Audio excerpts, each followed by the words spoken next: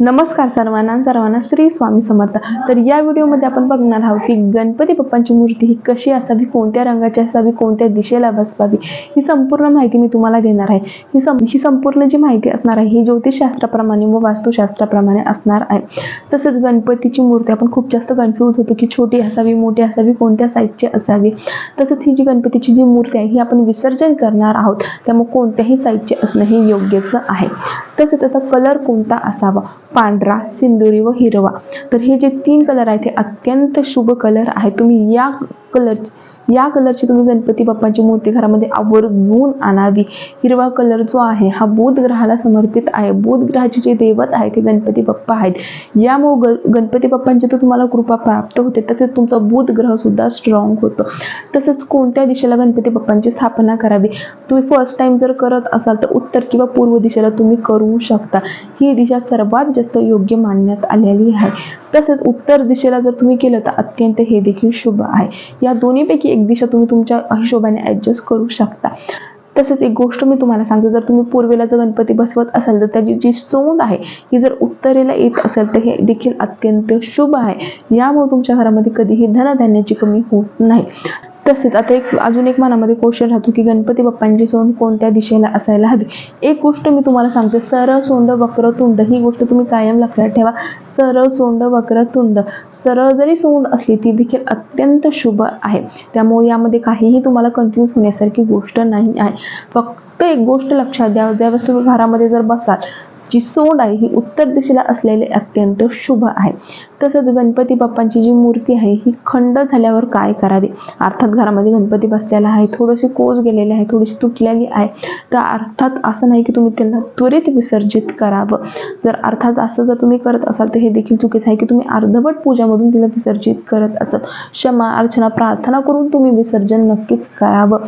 कारण की अशा गोष्टी घडतात की तुम्ही 10 दिवसाचा गणपती बसवतायत पण मधामध्ये 3-4 दिवसानंतर गणपती बाप्पांना तडा जातो किंवा काहीतरी लागतं, अशा देखील गोष्टी होतात। तर त्यांना ही गोष्ट मी सांगणार आहे की संपूर्ण 10 दिवसानंतर तुम्ही विसर्जन करा, गणपती बाप्पांची प्रार्थना, माफी वगैरे मागा। तर ही गोष्ट देखील कायम लक्षात ठेवा, कारण की आपला एक संकल्प असतो की आपण 10 दिवसाचा गणपती बसवत आहोत, तर तो पूर्ण आपल्याला करायचा असतो।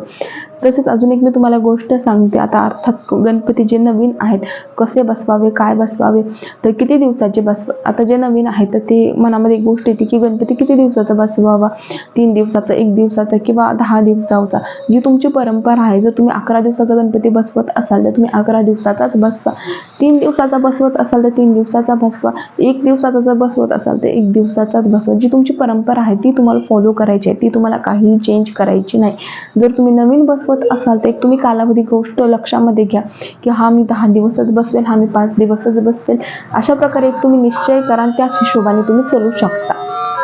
तसेच गणपती बाप्पा घरी आल्यानंतर आपण एक गोष्ट विसरून जातो, जिथे आपण त्यांना स्थापन करतो तिथं आवर्जून स्वास्तिक नक्कीच काढावं। गडबडीमध्ये किंवा गोंधळामध्ये आपण तिथं विसरून जातो स्वास्तिक काढायचं। जर आपण स्वास्तिक जर तिथं नाही काढलं तर गणपती बाप्पाची स्थापना ही होत नाही। त्यामुळे ही देखील गोष्ट कायम लक्षामध्ये घ्या। तसेच आता मी तुम्हाला एक उपाय सांगते, काही छोटे छोटे उपाय सांगते, हे देखील तुम्ही करू शकता। तर गणपती बाप्पा ज्या दिशेने किंवा जिथून तुमच्या घरामध्ये येतात तिथे नक्की हळदीचं पाणी शिपडावं। यामुळं काय होतं, घरामध्ये माता लक्ष्मीची कृपा होते। गणपती बाप्पांसोबत साक्षात माता लक्ष्मी देखील तुमच्या घरामध्ये आगमन घेते। तसेच ज्यांना प्रॉब्लेम खूप जास्त निर्माण होतात, स्ट्रगल खूप लाईफमध्ये आहे, तर गणपती बाप्पांना जे हळदीचं आसन आहे हे नक्कीच अर्पण करावं किंवा हळदीच्या आसनावर त्यांची स्थापना करावी। जे हळकुंड आहे हे तुम्ही दोऱ्यामध्ये बांधून त्यांचं एक आसन तयार करू शकता किंवा जे नॉर्मल पावडर हळद असते त्याचं देखील तुम्ही आसन तयार करू शकता। जे काही तुमच्या आयुष्यामध्ये स्ट्रगल आहे ते कमी होताच जास्त तुम्हाला स्ट्रगल करण्याची गरज पडत नाही। तर ही देखील एक छोटीशी गोष्ट आहे, मनोकामना पूर्तीसाठी देखील तुम्ही ही गोष्ट करू शकता। तसंच एक दुर्वाचा उपाय सांगते तुम्हाला, 11 दुर्वा घ्यायच्या आहेत, मोठ्या मोठ्या लांब घ्यायच्या आहेत, एक एक गाठ मारत त्याचा एक हार बनवायचा आहे। ओम गणपती नमः या मंत्राचा जप करायचा आहे व गणपती बाप्पांना अर्पण करायचं आहे। कितीही संकट असो त्यातून नक्कीच मार्ग भेटतो। अर्थात तुमच्या घरामध्ये दरिद्रता आहे, प्रगती होत नाही आहे किंवा पैशाची जर कमी असेल तर अर्थात तुम्ही गणपती बाप्पांना घरामध्ये स्थापना नक्कीच करा। यामुळे काय होतं, जे गणपती बाप्पा आहेत हे विघ्नहर्ता आहेत, यामुळे तुमच्यावरचे जे काही विघ्न आहेत हे त्वरित निघून जातात। एकदा तुम्ही गणपती बाप्पांना स्थापन करून नक्कीच बघू शकता। तर अशा प्रकारे या गोष्टी आहेत, ज्यांना लाईफमध्ये काही स्ट्रगल आहे, हाती तोंडी आलेला घास जात आहे, ते आवर्जून तुम्ही तुमच्या घरामध्ये गणपती बाप्पांना स्थापन करू शकता.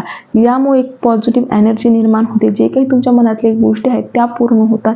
तर अशा प्रकारे या गोष्टी आहेत. तर आता शेवटीचं जर मी तुम्हाला म्हणायला गेले तर मुहूर्त जर म्हणायला गेलं तर दिवसभर आहे. 7 सप्टेंबरला दिवसभर मुहूर्त आहे. तर सगळ्यात जो मेन कालावधी आहे हा 11:30 ते 1:34 पर्यंत आहे. तर ते सर्वसिद्धी जो योग आहे हा 12:35 पासून सुरू होत आहे. तर या कालावधीमध्ये तुम्ही गणपती बाप्पांना स्थापन करू शकता. व्हिडिओ जर आवडला तर नक्की आपल्या चॅनलला लाईक, शेअर, सबस्क्राईब करू शकता.